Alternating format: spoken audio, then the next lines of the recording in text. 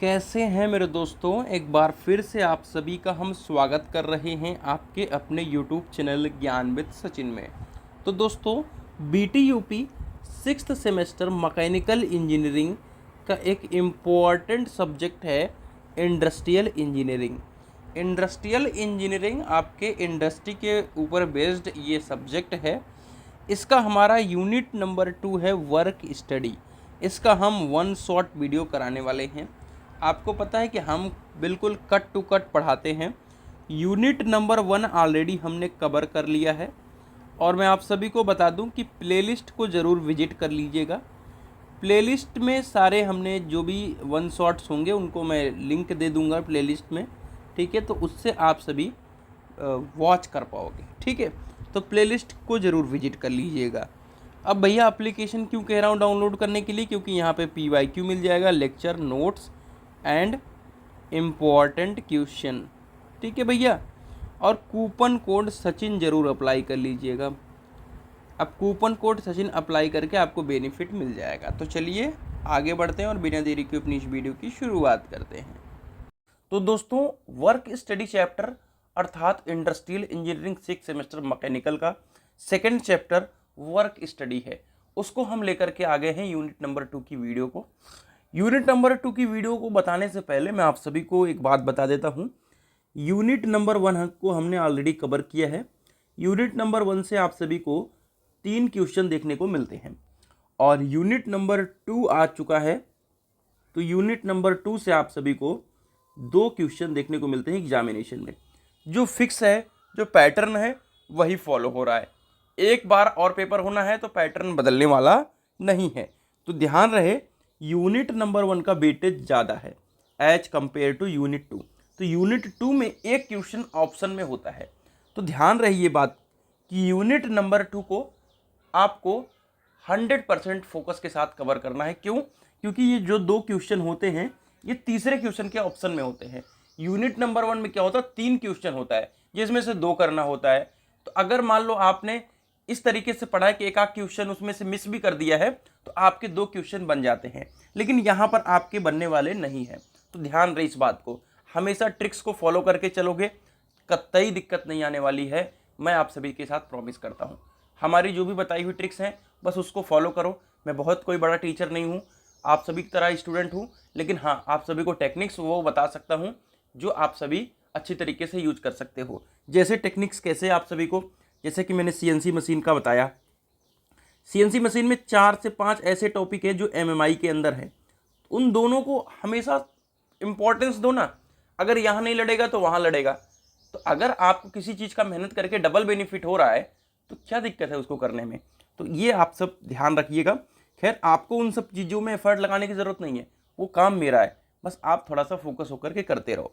तो आइए unit number 2 जिसका नाम है वर्क स्टडी, ठीक है। चलिए, एक इम्पॉर्टेंट बात बताना भूल गया, जो कि फिर से बता दूं, टाइम ज़्यादा ले रहा हूं बट कोई बात नहीं। इम्पॉर्टेंट क्वेश्चन नहीं है, इम्पॉर्टेंट बात है, ठीक है। इम्पॉर्टेंट बात है, हो सकता है आपको इससे लर्निंग अच्छी मिल जाए। देखो, आप पहला चैप्टर पढ़े प्रोडक्टिविटी, सुनिएगा, लिखूंगा नहीं। प्रोडक्टिविटी आपने पढ़ा। प्रोडक्टिविटी के नाम पे 2 क्वेश्चन 100% फिक्स है। एक आध एक्स्ट्रा इधर उधर से हो जाए, नहीं तो 3 क्वेश्चन प्रोडक्टिविटी के नाम पे फिक्स है। वर्क स्टडी जब आप पढ़ोगे ना तो सबसे पहली जो चीज़ है, वर्क स्टडी क्या है, इसकी क्या इंपॉर्टेंस है, ये आपका एक फिक्स क्वेश्चन होता है। अगर अगले चैप्टर की तरफ जाओगे, मेथड स्टडी है, वो भी फिक्स है कि आप मेथड स्टडी के बारे में बताओ। उसके आगे जाओगे तो वर्क मेजरमेंट आएगा। वर्क मेजरमेंट क्या है, उसके कौन कौन से इक्विपमेंट है, वो भी फिक्स है। अगला अगर आगे जाओगे इसके अंदर तो एक्सीडेंट वगैरह वाला कोई चैप्टर है, ठीक है। वहां पे डायरेक्ट पूछेगा कि एक्सीडेंट के बारे में बताओ, इसकी सेफ्टी बताओ। CNC का ले लो, ऑटोमेशन चैप्टर अगर है तो ऑटोमेशन के बारे में फिक्स पूछेगा। आप सभी का चैप्टर NC CNC इंट्रोडक्शन के बारे में है तो CNC NC DNC के बारे में 100% पूछेगा। तो ये टेक्निक्स हैं और मुझे आशा है कि आप सभी को टेक्निक लगाने में कोई दिक्कत नहीं होगी। आइए वर्क स्टडी को समझते हैं और करते हैं आप लोगों के साथ। तो वर्क स्टडी को समझने से पहले प्रोडक्टिविटी की मीनिंग को समझना पड़ेगा, फिर आपको वर्क स्टडी समझ में आ जाएगा। तो देखो, प्रोडक्टिविटी की मीनिंग ये थी मेरे दोस्तों कि जितनी आपने इनपुट लगाई है, इनपुट को आपको नीचे रखना पड़ेगा, ठीक है, क्योंकि जगह नहीं है। जितना आपने इनपुट लगाया है, ठीक है, उससे ज़्यादा आपको आउटपुट चाहिए, जितना आपने इनपुट लगाया है उससे ज़्यादा आउटपुट चाहिए। कुल मिला जुला के ये है प्रोडक्टिविटी की बात, ठीक है। यानी कोई भी एक आदमी है, उस काम को 1 घंटे के अंदर 10 पैकेट मान लो बनाता है, तो वही आदमी जब उस पैकेट को 20 बनाने लगेगा तो उसकी प्रोडक्टिविटी इंक्रीज हो चुकी है। सिंपल सा बेसिक कॉन्सेप्ट है। लेकिन हमको अपनी प्रोडक्टिविटी इंक्रीज करने के लिए ऐसा क्या करना है? अपना प्रोडक्टिविटी में काम तो करना ही है, तो हम ऐसा क्या कार्य करें, ऐसा किस तरीके से कार्य करें कि हमारी प्रोडक्टिविटी इंक्रीज हो, यानी हमारा टाइम कम लगे। क्या लगे? टाइम कम लगे, हमारा कॉस्ट कम लगे। उसके लिए हमको करना पड़ेगा वर्क स्टडी, अर्थात जो भी हमको काम करना है उसके बारे में स्टडी करना पड़ेगा। इस चीज को कहते हैं वर्क स्टडी, और कोई नया नहीं है। तो कार्य अध्ययन द्वारा उद्योगों में संपादित हो रहे कार्यों को सरल, इस पोर्शन को हाईलाइट कर देता हूं, सरल सुगम बनाकर अधिक धन व्यय किए बिना उत्पादन क्षमता को बढ़ाई जा सकती है। इसको कहते हैं वर्क स्टडी। वर्क स्टडी का मतलब समझ गए कि जो भी इंडस्ट्री में कार्य हो रहे हैं उसको हम किस तरीके से सरल बनाएं, किस तरीके से इजी करें, जिससे हमारा अधिक धन नहीं व्यय हो। यानी यहाँ पे लिखा है बिना अधिक धन व्यय किए, यानी हमारा कॉस्ट कम लगे, इफेक्टिव कॉस्ट कम लगे, और जो मैंने यहाँ पे लिखा खुद से टाइम कम लगे, ठीक है। उस प्रकार के स्टडी को कहते हैं वर्क स्टडी। भाई एकदम से क्लियर है, क्रिस्टल क्लियर है। चलिए, वर्क स्टडी को और भी तरीके से इन्होंने परिभाषित किया है। आइए हम एक एक करके देख लेते हैं, क्योंकि थ्योरी बनाना पड़ेगा तो 1-2 डेफिनेशन एक्स्ट्रा लिखनी पड़ेगी। कार्य अध्ययन एक विधि है जिसके द्वारा उत्पादन में क्या किया जाता है? सुधार तथा प्रोसेस को सरल किया जाता है। तो अगला डेफिनेशन क्या कहता है कि वर्क स्टडी क्या है? एक ऐसी विधि है जिसके द्वारा उत्पादन में सुधार किया जा सकता है, प्रोसेस को सरल किया जाता है, और मेथड, दशा तथा श्रम यानी लेबर, टेक्निक, ठीक है, और कंडीशन का एनालिसिस करके ऐसी विधि निकालना जिससे मानव श्रम का उपयोग अधिकतम, यानी लेबर का काम अधिकतम, और मोस्ट इकोनॉमिकली यानी सबसे कम पैसा लगे ढंग से किया जा सके, कार्य अध्ययन कहलाता है। मीनिंग वही निकल के आएगी, मीनिंग कोई सी चेंज नहीं होने वाली है। कहने का सीधा सा मतलब है कि जहां पे भी प्रोडक्शन हो रहा है उसको हमको एकदम से सरल कर देना है, और हमारा जो लेबर का कॉस्ट है वो क्या रहे? बहुत कम रहे, और कम समय के अंदर हो सके। इसे हम कहते हैं कार्य अध्ययन। एक और डेफिनेशन है, कार्य अध्ययन वह क्रिया क्षेत्र है जिसमें कार्य करने के अनेक कंपोनेंट का अध्ययन करके सर्वोत्तम विधि निश्चित की जाती है। बहुत ही बढ़िया डेफिनेशन है ये, इससे अच्छी डेफिनेशन मुझे कोई और नहीं लग रही है, ठीक है। चलिए, तो एक और डेफिनेशन है उसको भी देख लेते हैं। कार्य अध्ययन किसी इंडस्ट्रियल ऑर्गेनाइजेशन में हो रहे कार्यों का एक विस्तृत अध्ययन है। कहीं पर भी काम हो रहा है उसका एक विस्तृत अध्ययन है, जिसका उद्देश्य उपलब्ध संसाधनों का बेहतरीन उपयोग के लिए एक दक्ष तरीका ढूंढना जिससे बिना लागत बढ़ाए, यानी वही बात है, कॉस्ट को नहीं खर्च करना है, प्रोडक्टिविटी को बढ़ाना है। प्रोडक्टिविटी कैसे बढ़ेगी? आप सरल तरीके से आपके लेबर का मोस्ट यूज करके, मैक्सिमम यूटिलाइजेशन करके प्रोडक्ट को बनाओ। तो इस प्रकार की चीज को हम कहते हैं वर्क स्टडी। अब क्या क्या ऑब्जेक्टिव हो सकते हैं वर्क स्टडी की, ठीक है। यहाँ पे लिखा है ऑब्जेक्टिव, ठीक है, ऑब्जेक्टिव। चलिए ऑब्जेक्टिव समझ लेते हैं। तो आखिर भैया वर्क स्टडी करना ही क्यों है, इसका ऑब्जेक्टिव क्या है, ये समझना जरूरी है ना। तो कार्य दशाओं यानी कार्य की कंडीशन एवं टेक्निक्स में आवश्यक सुधार करना, यानी हमारी जो कार्य करने की दशा है, कंडीशन है, उसमें एक चेंज लाना, उसमें एक बदलाव करना जो अच्छा हो सके, और आपके टेक्निक्स में, आपके कार्य करने की सिस्टम में बदलाव करना वर्क स्टडी को जन्म देता है। पदार्थों, मशीनिंग टूल्स एवं प्रोसेस का समुचित उपयोग करना, यानी अपने रॉ मटेरियल्स का वेस्टेज ना बढ़े, टूल्स समुचित तरीके से यूज हो, प्रोसेस हमारा स्मूथ रन करे, इसलिए भी वर्क स्टडी जरूरी है। वर्किंग कंडीशन में वांछित सुधार करना, यानी जो कार्य करने की कंडीशन है, वातावरण है, उसमें अच्छे से सुधार करना। लेबर को कम थकान देने वाली विधियों की खोज करना, एक ऐसा सिस्टम खोजो जिससे लेबर कम थके, है ना, ये भी आपका एक सिस्टम है। उन्नत विधियों द्वारा पूंजी एवं श्रम लागत में कमी करना, यानी हमको कॉस्ट कम लगे, कॉस्ट कम लगेगी तो पूंजी भी कम लगेगी, ठीक है। तो उसके लिए हम टेक्निक्स को खोजने हैं। प्लांट एवं सामग्री की उपयोगिता में सुधार करना, यानी आपके प्लांट के उपयोगिता में तो सुधार होगा ही होगा, सामग्री की उपयोगिता में भी सुधार होना चाहिए, यानी मैक्सिमम आपके सामग्री का यूज होना चाहिए, वेस्टेज नहीं होना चाहिए। उत्पाद की क्वालिटी में भी सुधार होगा, अगर अच्छा काम होगा तो क्वालिटी में भी सुधार होगा। लेबर एवं श्रम प्रयास को उपयोगी बनाना, यानी ऐसा नहीं है कि आप लेबर के साथ मेहनत करते जा रहे हो और उसका उपयोगी काम नहीं हो पा रहा है। कार्यस्थल के डिजाइन एवं लेआउट में आवश्यक सुधार करना, ठीक है। तो डिजाइन और लेआउट में सुधार करना। प्रोडक्शन कॉस्ट में कमी करना, जैसा कि मैंने यहाँ पे बताया कि कॉस्ट ओवरऑल इफेक्टिव कॉस्ट हो, प्रोडक्शन कॉस्ट हो, सब में हमको कमी चाहिए। अब आता है स्कोप ऑफ वर्क स्टडी। तो स्कोप के ऊपर चलने से पहले हम आपको ठेठ भाषा में समझाना चाहेंगे। ये ठेठ भाषा में समझ में आ चुका होगा तो डेफिनेटली आपको पढ़ने की आवश्यकता नहीं है। मतलब स्कोप क्या है, आखिर हम वर्क स्टडी कर ही क्यों रहे हैं। देखो, वर्क स्टडी जो अभी ऑब्जेक्टिव समझाया वही समझो इसका स्कोप है, ठीक है मेरे दोस्तों। एक एग्जांपल लेता हूं, उससे आपको बहुत क्लैरिटी होगी। अगर आपका जो भी लेबर है, ठीक है, यहां से लेकर के इस मशीन तक जाता है आपके रॉ मटेरियल को पहुंचाने, तो आप उसके हाथ को भी दर्द होगा और हर बार जब जाएगा तो धीरे धीरे उसकी एनर्जी भी लॉस होगी, यानी उसकी प्रोडक्टिविटी भी डिक्रीज होती जाएगी। लेकिन वहीं पर आपने क्या किया कि मटेरियल हैंडलिंग सिस्टम यूज कर दिया। 3 तरीके की मटेरियल हैंडलिंग सिस्टम है, या आपने प्रोडक्शन मैनेजमेंट या आईएमईडी के अंदर पढ़ रखा होगा, नहीं पढ़ा है तो जान लो। एक तो मैनुअल मटेरियल हैंडलिंग सिस्टम है और एक ऑटोमेटेड है और एक सेमी ऑटोमेटेड है। ऑटोमेटेड हमारे यहाँ नहीं यूज होता है, हमारे यहाँ सेमी ऑटोमेटेड यूज होता है। सेमी ऑटोमेटेड का मतलब लेबर और मशीन दोनों का यूज करते मटेरियल हैंडलिंग करना, मैनुअली जो मैंने अभी बताया यहाँ पर।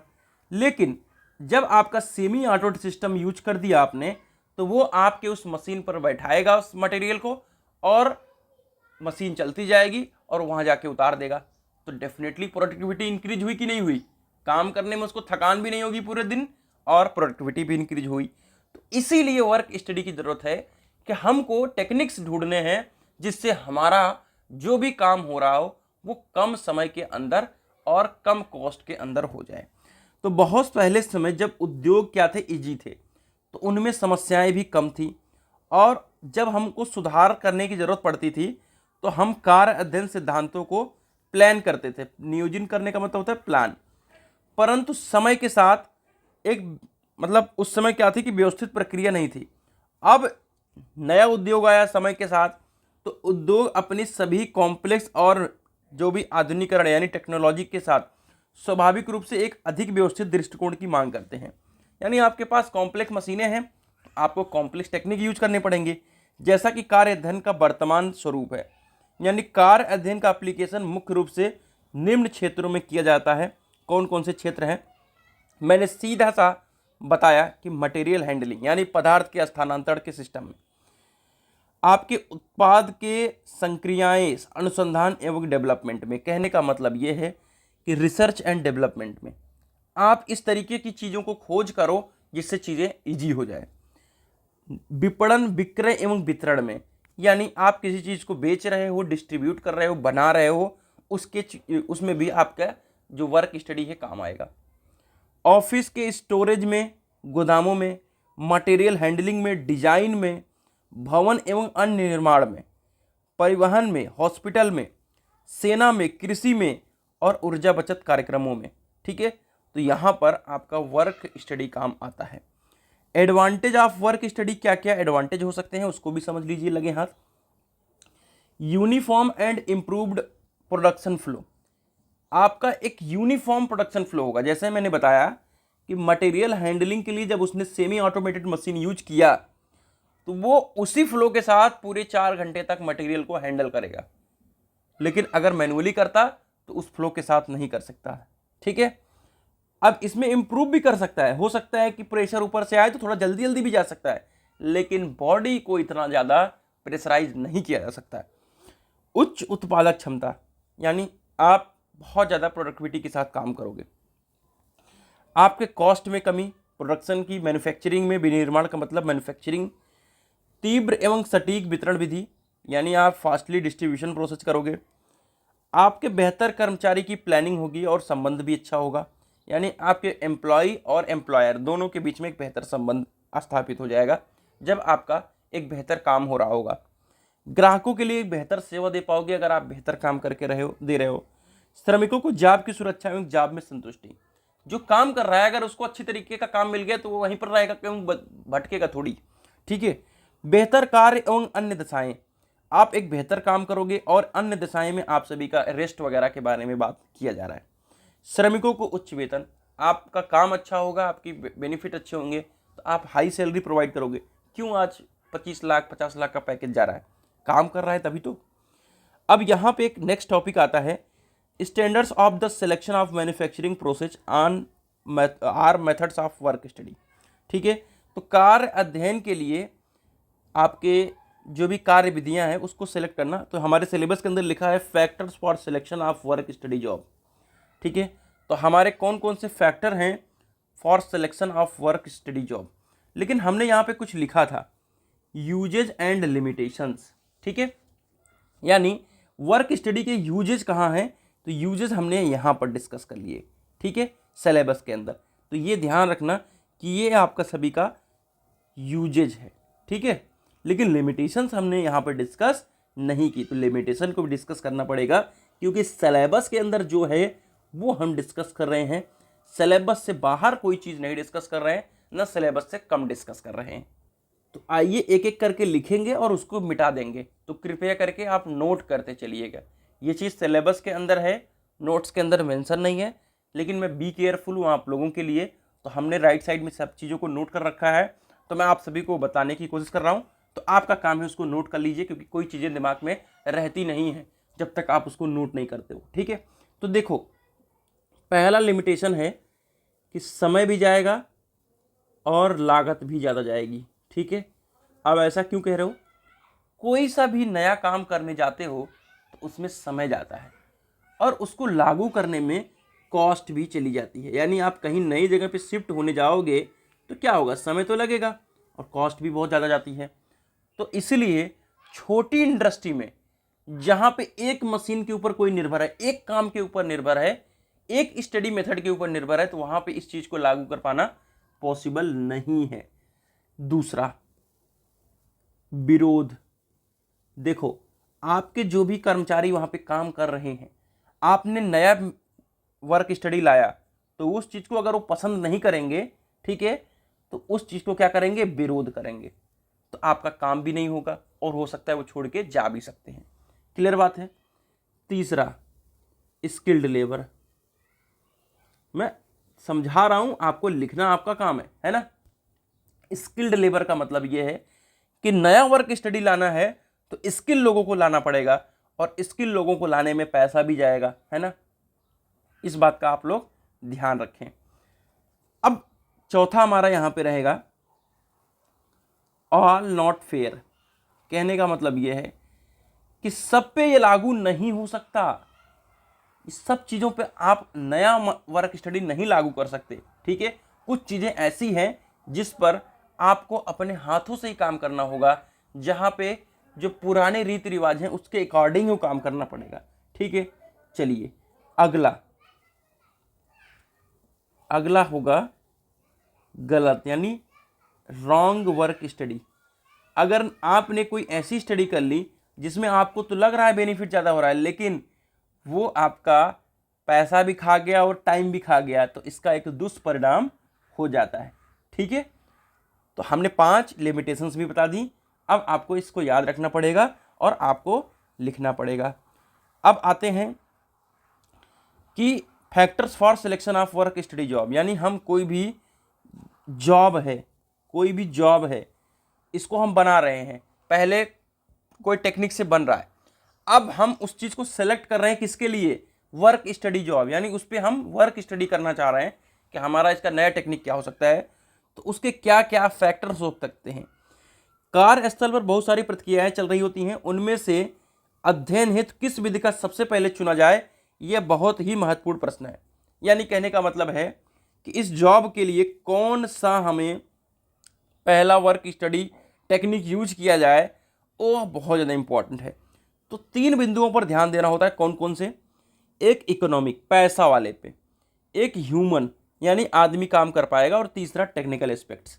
ठीक है, तो आप सभी को मैं बता दूं कि आपके सिलेबस के अंदर ह्यूमन एस्पेक्ट्स को डायरेक्टली पूछा भी गया है। इस वाले प्रोसेस के अलावा भी ह्यूमन एस्पेक्ट को डायरेक्ट पूछा गया है। तो आइए इकोनॉमिक एस्पेक्ट को समझ लेते हैं।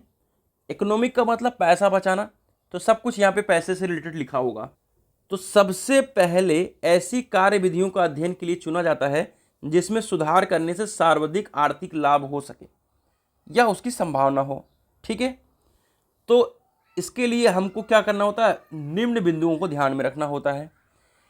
ऐसी विधि जिसमें अत्यधिक श्रमिक शामिल हो, यानी आपको लेबर्स जो हैं ज़्यादातर शामिल हो, यानी पैसा आपका कम लगे। ऐसी क्रियाविधि जिससे अत्यधिक स्क्रैप एवं दोषयुक्त उत्पादन प्राप्त हो रहा हो, तो उस विधि को ध्यान में रखना होगा। तो यहाँ पे इस वाले पॉइंट को थोड़ा सा करेक्ट करिएगा। मोटिव ये है कि ऐसा आपको टेक्निक देखना है जहाँ पे अत्यधिक लेबर शामिल हो रहे हैं, उसको हमको ध्यान में रखना है कि उसको कम करना है। ऐसी क्रियाविधि जिसमें अधिक कबाड़ निकल रहा हो, यानी डिफेक्ट निकल रहा हो, उस पर ध्यान रखना है। ऐसी क्रियाविधि जिसमें रिसोर्सेज का सही उपयोग नहीं हो पा रहा हो, यानी आपके पास है सारी चीज़ें लेकिन यूज नहीं कर पा जा रहे हैं। ठीक है, ऐसी क्रियाविधि जिसमें श्रमिक एवं सामग्री की अनावश्यक गति अथवा सामग्री की बैक ट्रैकिंग मटेरियल बार बार हो रही है। कहने का क्या मतलब है, ध्यान से समझिए। अर्थात आपका लेबर क्या किया, इस प्रोडक्ट को यहाँ ले गया, फिर यहाँ ले आ रहा है, फिर यहाँ ले जा रहा है। ठीक है, तो अनावश्यक तरीके से चल रहा है, यानी आपको एक सीरियल में चलना है। यहाँ से यहाँ जाना है, फिर यहाँ जाना है, फिर आपका यहीं बगल में काम है, फिर यहीं पे बगल में काम है, यानी एक सीरियल, यानी इस काम के बाद इस काम के बाद इस। ठीक है, जिससे बार बार मटेरियल को हमको ट्रैक नहीं करना पड़े। चलिए अगला आता है टेक्निकल एस्पेक्ट्स। ठीक है, चलिए तो टेक्निकल एस्पेक्ट के अंदर ध्यान देना है। वर्क स्टडी करते हुए अध्ययनकर्ता जो होगा, जॉब अथवा विधि चयन करते समय उसको संपूर्ण तकनीकी ज्ञान होना चाहिए। आपको सभी टेक्निकल फील्ड के बारे में जानकारी होगी, तभी तो आप ऐसी टेक्निक को देखोगे जो आप सभी के लिए स्पेशल टेक्निक हो। ठीक है, चलिए टेक्निकल एस्पेक्ट के आधार पर अध्ययन विधि हुए चयन में निम्न बिंदु सहायक होते हैं। ऐसी विधि जिससे समरूप गुणवत्ता के उत्पाद ना प्राप्त हो रहे हों, यानी ऐसी आप विधि को ध्यान में रखना है जहाँ पे सभी तरीके से समान चीज़ें नहीं हो रही, यानी एक प्रोडक्ट अलग टाइम में बन रहा है, एक प्रोडक्ट का कॉस्ट ज़्यादा हो जा रहा है, तो समरूप क्वालिटी हमको देखनी है।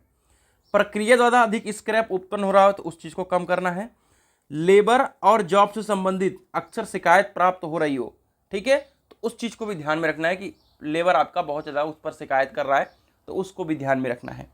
अगला है ह्यूमन एस्पेक्ट्स। जैसा कि मैंने बताया कि ये वर्क स्टडी के लिए ह्यूमन एस्पेक्ट का अलग भी टॉपिक है और कई बार पूछा गया है, तो आगे तो हम डिस्कस करेंगे, लेकिन यहीं पर आप उस चीज़ को समझ लो, फिर टेंशन खत्म हो जाएगी। तो क्या कह रहा है ये? सर्वप्रथम ऐसी कार्यविधि का अध्ययन हमको करना चाहिए जिससे श्रमिक और लेबर में ज़्यादा असंतोष हो, यानी हम उस चीज़ को ध्यान में रखें जहाँ पे लेबर हमारे संतुष्ट नहीं है। इससे मानवीय प्रतिरोध स्वतः ही समाप्त हो जाएगा, यानी जो लेबर के अंदर की भावनाएं वो सब समाप्त हो जाएंगी और श्रमिक वर्ग इसका स्वागत एवं अध्ययन में भी सहयोग करेंगे। तो आपका जो लेबर होगा वो आपका इस तरीके का टेक्निक देख के खुश हो जाएगा और काम भी अच्छे से करेगा। थकान देने वाली अनावश्यक विधियों के बारे में श्रमिक द्वारा बार बार शिकायत प्राप्त होना, यानी ऐसा कुछ आप उनको दे रहे हो जिससे उनको बहुत ज़्यादा थकान महसूस हो रही है, पकड़ के खड़े हैं प्रोडक्ट को, पता लगा उनका कंधा ही दर्द कर रहा है। ठीक है, दुर्घटना की फ्रीक्वेंसी में वृद्धि होना, यानी आपके यहाँ दुर्घटना भी बहुत ज़्यादा हो रही है। और इनकंसिस्टेंट अर्निंग, यानी वो कमा भी अच्छे से नहीं पा रहे हैं, यानी थक गए, बीमार हो गए तो कैसे कमा पाएंगे, तो इसके लिए ह्यूमन एस्पेक्ट में ध्यान रखना है इन सब चीज़ों का। अब आता है inter relation between method study and work measurement. ठीक है, यानी काम का मीजरमेंट हमारा 5वां चैप्टर होगा या चौथा चैप्टर होगा, मैंने ध्यान नहीं दिया, लेकिन इन दोनों में से एक चैप्टर है, और मेथड स्टडी नेक्स्ट चैप्टर है। यानी ये दोनों टॉपिक जो है मेरे दोस्तों इस चैप्टर के लिए इंपॉर्टेंट है, जैसा कि स्टार्टिंग वीडियो में ही मैंने समझाया था या पिछले दिन भी समझाया था कि हम वो शख्स हैं जो हमेशा टेक्निक के ऊपर डिपेंडेंट है। पॉलिटेक्निक 6 सेमेस्टर तक आप आ गए, बहुत सारे ऐसे लोग हैं जो मुझे कंसिस्टेंसी के साथ फॉलो कर रहे हैं, बहुत दिनों से फॉलो कर रहे हैं। क्यों? क्योंकि उनको कई सारे नई टेक्निक्स मिल रही हैं। तो वही मैं समझाना चाह रहा हूँ कि ये इस सिलेबस के अंदर तो है ही। वर्क मेजरमेंट कोई नया चीज़ नहीं है कि चेंज हो जाएगा अगले चैप्टर में जाके। मेथड स्टडी कोई नया टेक्निक नहीं है।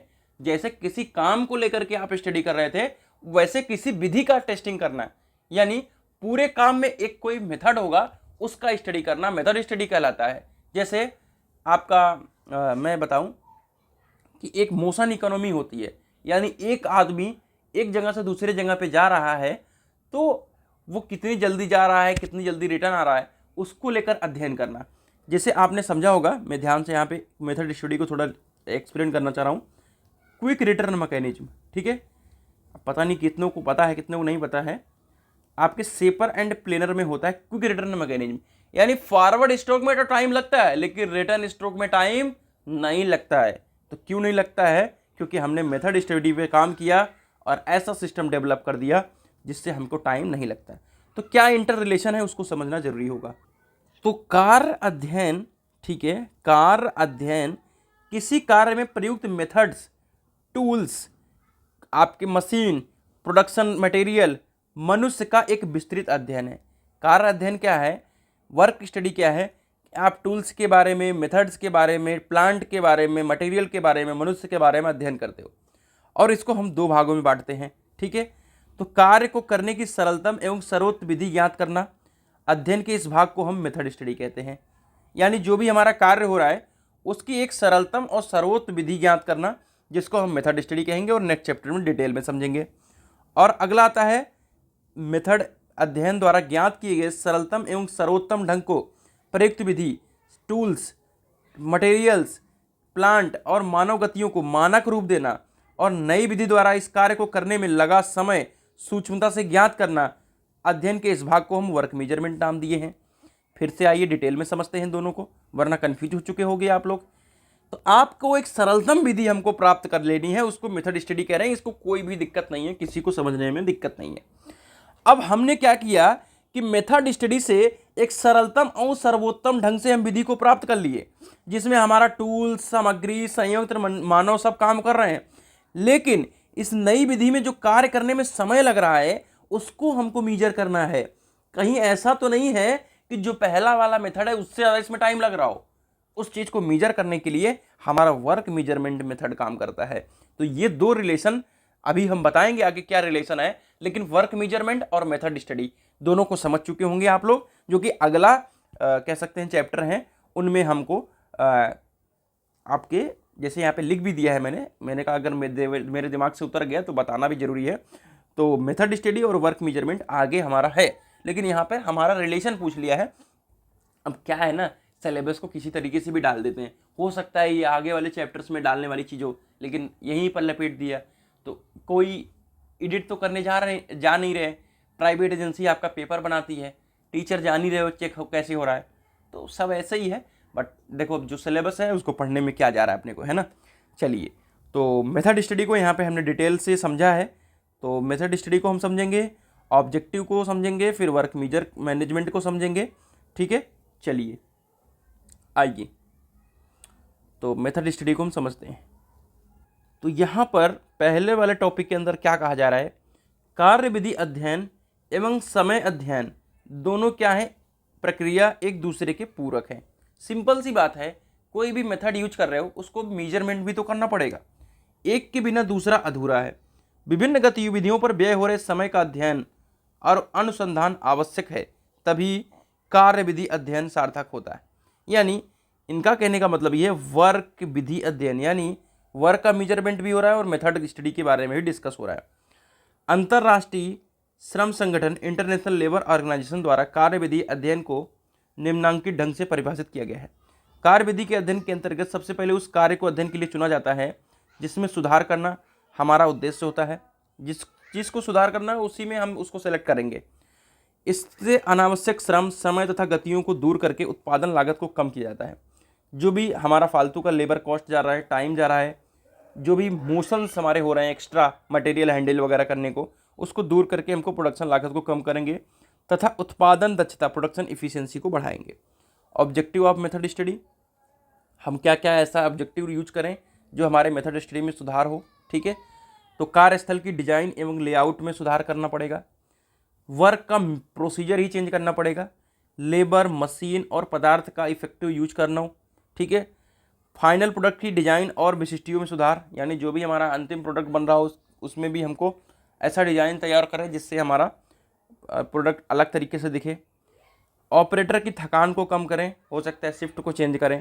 ठीक है, और वर्किंग कंडीशन में बदलाव, मटेरियल हैंडलिंग का प्रभावी और इफ़िशियंट यूज, यानी हमको मटेरियल हैंडलिंग इस तरीके से करना है जिससे हमारा काम थोड़ा इजी हो जाए। उत्पाद की क्वालिटी में सुधार करना, प्रोडक्शन की लागत को कम करना। ठीक है, और स्वास्थ्य पर पड़ने वाले प्रतिकूल प्रभाव को कम करना, यानी जो भी लेबर है वो काम कर रहा है और ऐसा नहीं है कि उसकी स्वास्थ्य के ऊपर प्रतिकूल प्रभाव पड़ रहा हो, तो उस चीज़ को भी कम करना। अब आता है कार्य मापन, वर्क मेजरमेंट एंड मैनेजमेंट। ठीक है, तो इसको दो तरीके से हम देखते हैं, एक स्टैंडर्डाइजेशन और एक टाइम मेजरमेंट। ठीक है, तो टाइम मेजरमेंट और स्टैंडर्डाइजेशन दोनों को समझ लेते हैं पहले। स्टैंडर्डाइजेशन का मतलब क्या होता है? एक सिस्टम के अंदर एक नियत समय के अंदर काम को करना। ठीक है, एक नियत समय के अंदर काम को करना। ठीक है, नियत समय के अंदर काम करना, वो हमारा कहलाता है स्टैंडर्डाइजेशन। तो सर्वोत्तम कार्यविधि प्राप्त करने के लेने के उपरांत उसका स्टैंडर्डाइजेशन किया जाना आवश्यक है। अर्थात कहने की बात यह है मेरे दोस्तों कि आपने एक फाइनल मेथड स्टडी को देख लिया, तो अब उसका स्टैंडर्डाइजेशन भी किया जाना जरूरी है। इस नवीन क्रियाविधि में प्रयोग किए जाने वाले सभी यंत्र, संयंत्र, उपकरणों, प्रक्रियाओं और उपभोग सामग्री, उत्पादन विधि, प्रसाधन प्रणाली आदि को पूर्ण रूपेण परिभाषित करना एवं सभी का लिखित ब्यौरा रखना ही स्टैंडर्डाइजेशन कहलाता है। फिर से सुनिएगा और समझिएगा। इस क्रिया विधि में प्रयोग होने वाला सभी यंत्र, यानी जितने मशीन हैं, जितने उपकरण हैं, जितने प्रोसेस हैं, ठीक है, जो भी सामग्री है, जो भी प्रोडक्शन विधि है, ठीक है, और जो भी प्रणाली है, उन सब को क्या करोगे? लिखित ब्यौरा रखोगे। ठीक है, कि कौन काम कितने समय के अंदर कर पा रहा है, उस चीज को हम कहते हैं स्टैंडर्डाइजेशन। इससे उत्पादन अधिक नियमित एवं विश्वस्त एवं मितव्ययी संभव हो पाता है।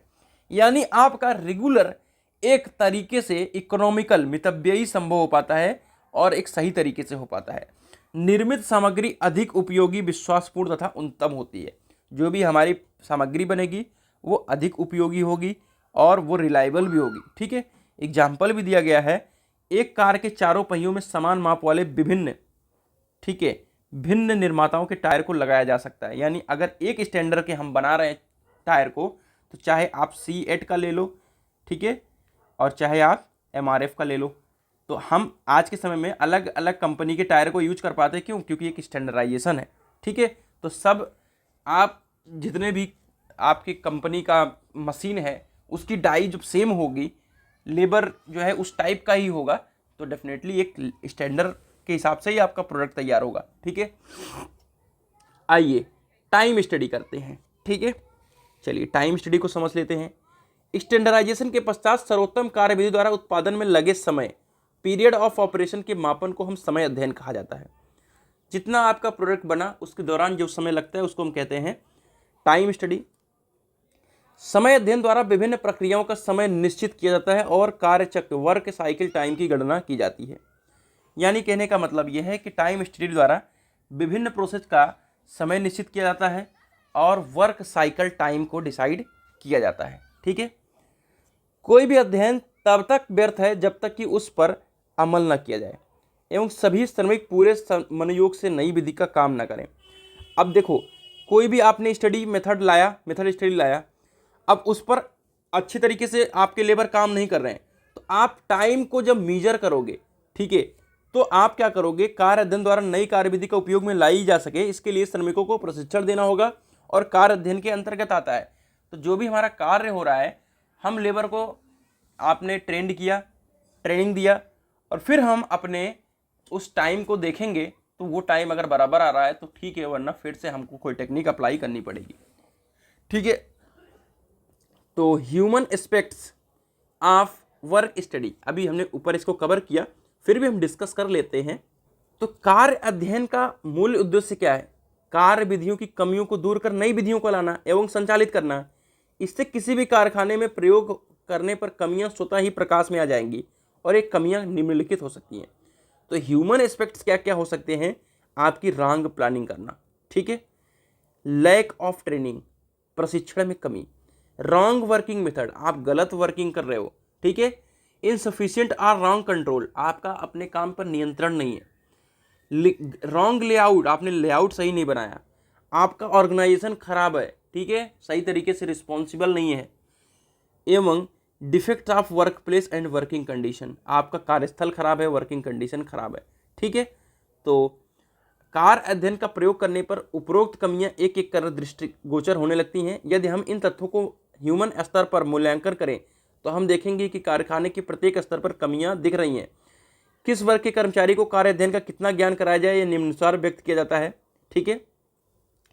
इसके अंदर आता है work study management, work study and foreman, work study and worker, work study and working condition, eligibility of work study person, ठीक है। तो एक एक कर को हमको डिस्कस करना पड़ेगा और ये बहुत ज़्यादा कह सकते हैं कि कॉम्प्लिकेटेड आपके लिए बन जाएगा, ठीक है। तो इसलिए इसको हम बहुत ही कम समय के अंदर डिस्कस करेंगे, एक एक करके, मतलब समझाएंगे इन चीज़ों को, लेकिन आपको डिस्कस डिटेल में नहीं करना है, ठीक है। चलो, तो सिंपल सी बात है, अगर ओनर होगा, ठीक है, वो एम्प्लॉय के साथ क्या कर रहा है मेरे दोस्तों, अगर बदसलूकी कर रहा है या मैनेजर कर रहा है, तो एम्प्लॉयर जो होगा, जो एम्प्लॉयर है वो एम्प्लॉय के साथ कर रहा है, तो एम्प्लॉय भी वैसे ही करेगा। तो इसके अंदर ये ध्यान रखना होगा कि हमारा मैनेजमेंट जो होना चाहिए इफेक्टिव होना चाहिए। जो अधिकारी द्वारा है वो संचालक जो हैं, लेबर हैं, अधिकारी हैं, उनके साथ वैसा व्यवहार करें, ठीक है, तो आपका कारखाना है वो अच्छी तरीके से चल पाएगा। वर्क स्टडी एंड फोरमैन, ठीक है, आप फोरमैन सुपरवाइजर के एक्चुअल में नीचे काम करते हैं, ठीक है। सुपरवाइजर एवं फोरमैन जो होते हैं वो आपके सबऑर्डिनेट अधिकारियों के क्या होते हैं, अधीनस्थ होते हैं, ठीक है। तो उनको आप सरल सामान्य तरीके से यूज करोगे, ठीक है, तो आपके जो फोरमैन हैं वो तालमेल के साथ काम करेंगे और आपका कार्य अध्ययन का संचालन आसानी से हो पाएगा, यानी कठिन नहीं होगा, ठीक है। और फोरमैन क्या करेगा, अपनी कार्यशाला के कार्यों के लिए उत्तरदायी होते हैं और वो अपने काम को अच्छे तरीके से करेंगे। वर्कर के बारे में आपको आराम से लिखना होगा कि मैनेजर हो, चाहे आपका मैनेजर हो, चाहे आपका सुपरवाइजर हो, ठीक है, सबको वर्कर के प्रति प्यार से काम पेश आना चाहिए, ठीक है। तो लेबर जो है मन में सदैव यह भय व्याप्त रहता है कि कहीं कार्य अध्ययन के परिणाम स्वरूप मेरा रोजगार ना छिन जाए, इसलिए आपको इस तरीके से मोटिवेट करना है कि तुम काम करो, कोई दिक्कत वाली बात नहीं है, ठीक है। तो हमको जो भी नया काम दे रहे हो आप लोग, ठीक है, भले वो लेबर को पसंद नहीं है, लेकिन उनको इस तरीके से आप पेश आओ, कटुता से पेश नहीं आओ, जिससे आपका वर्कर भयभीत ना हो, ठीक है। वर्किंग कंडीशन के बारे में ऑलरेडी हमने बहुत बार डिस्कस किया है कि आपको एक सही वर्किंग कंडीशन को देना होगा, सही लेआउट चुनना होगा, रेस्ट देना होगा, समय समय पे इंटरवल देना होगा, इसके बारे में आप लिख पाओगे। कार्यशाला की साफ सफाई करो, प्रकाश का समुचित व्यवस्था, हवा, गर्मी, सर्दी, इन सब पे कंट्रोल, शोरगुल कंट्रोल, ठीक है, सेफ्टी के ऊपर ध्यान में रखो, ठीक है, और आपके प्रदत्त स्थान एवं भली बात खड़े होने का जगह देखो, ठीक है। एलिजिबिलिटी ऑफ वर्क स्टडी, ठीक है, आज के समय में एप्टीट्यूड, नॉलेज, इंग्लिश वगैरह क्यों पूछा जा रहा है, क्योंकि वो चाह रहे हैं कि जो भी हमारा वर्कर हो वो एलिजिबल हो, ठीक है। तो उसके पास प्रैक्टिकल अनुभव होना चाहिए। ट्रेनिंग वगैरह आज के समय में इंजीनियरिंग में इंडस्ट्रियल ट्रेनिंग क्यों कराई जा रही है, ये नहीं कि आप गोरखपुर रेलवे वर्कशॉप पहुंचे और सर्टिफिकेट बनवा के आ गए, है ना, तो एक अलग केस है। और शिक्षा, मानवीय गुण, खैर हमारे पास भी आप सभी की तरह टाइम नहीं हुआ तो कर लिया था, बट अभी फ़िलहाल BHL से ट्रेनिंग करेंगे, ठीक है। तो अच्छी जगह से ट्रेनिंग करने का बेनिफिट तो होता ही है। चलो, तो हमारा मुझे लग रहा है लास्ट टॉपिक होगा role of work study in improving productivity, यानी हमारा आखिरकार क्या बेनिफिट है कि वर्क स्टडी हमने किया तो हमारी प्रोडक्टिविटी कैसे इंक्रीज हुई, उस चीज़ को समझना जरूरी है।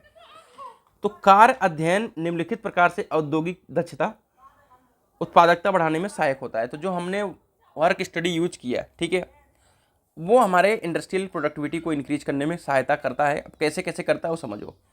श्रमिकों के स्वास्थ्य, संतोष एवं दक्षता में वृद्धि करना, यानी श्रमिक का स्वास्थ्य भी अच्छा रहेगा, सेटिस्फैक्शन भी अच्छा है, इफिशियंसी भी अच्छी रहेगी। सभी अभिप्रेरण एवं कार्य के प्रति संतोष उत्पन्न करना। ठीक है, जो भी वो काम कर रहा है उसके प्रति उसको मोटिवेशन आएगा और उसके प्रति वो संतोष भी रहेगा। योग्यता, उपयोगिता एवं ज्येष्ठता का उपयोग करना। जो योग्य है, जो उपयोग वाला है, जो ज़्यादा जानकारी रख रहा है, उसका समुचित उपयोग करना वर्क स्टडी को बताता है। किसी को कार्य करने की विधि का स्टैंडर्डाइजेशन करना। जो भी आप काम कर रहे हैं उसका एक स्टैंडर्ड होना चाहिए कि इतने समय के अंदर ये होना चाहिए, इस डायमेंशन का ये होना चाहिए। प्रति पीस उत्पादन लागत को कम करना। हर एक पीस में प्रोडक्शन कास्ट को कम करना वर्क स्टडी का काम है। किसी कार्य को करने के लिए मानक समय निर्धारित करना। हर एक काम की एक स्टैंडर्ड टाइम होना चाहिए, जैसे मैंने ऊपर अभी बताया। सभी कारक की एक व्यवस्थित जांच करना। जो भी फैक्टर किसी चीज़ को प्रभावित कर रहे हैं उन चीज़ों को जांच करना कि लेबर में दिक्कत आ रही है, कि मशीन प्रॉपर रन नहीं कर पा रहा है, क्या दिक्कत आ रही है, उन सब की पहलुओं को जांच करना वर्क स्टडी के अंतर्गत आता है। श्रमिकों को अधिक मजदूरी प्राप्त करना। आप चाहते हो कि आपका काम इफिशिएंटली हो जाए, जिससे मजदूरों की सैलरी भी इंक्रीज हो जाए। सुरक्षित वातावरण में कार्य संपादन होना। वर्क स्टडी ये भी कहता है कि आप एक सुरक्षित वातावरण में अपने काम को कर पाओ। सामग्री एवं प्रचालकों की अनावश्यक गतियों को कम करना। जो भी लेबर है और मटेरियल है उन दोनों के बीच का जो अनावश्यक गति है वो चीज़ भी कम हो पाए। मानसिक तनाव उत्पन्न होने वाली दशाओं को कार्यभाग से निकालना। जो भी हेक्टिक होकर के काम कर रहा है उसको निकाल देना है और कोई भी वर्कर हेक्टिक होकर के काम नहीं, मोटिवेशन के साथ काम करे। तो मुझे लग रहा है कि हमारा यूनिट नंबर 2 भी 40 मिनट के अंदर एंड हो चुका है और यूनिट नंबर 2 भी आप सभी को बिल्कुल क्रिस्टल क्लियर है। अब हम यूनिट नंबर 3 की तरफ चलेंगे और आपको यूनिट नंबर 3 डिस्कस करके देंगे।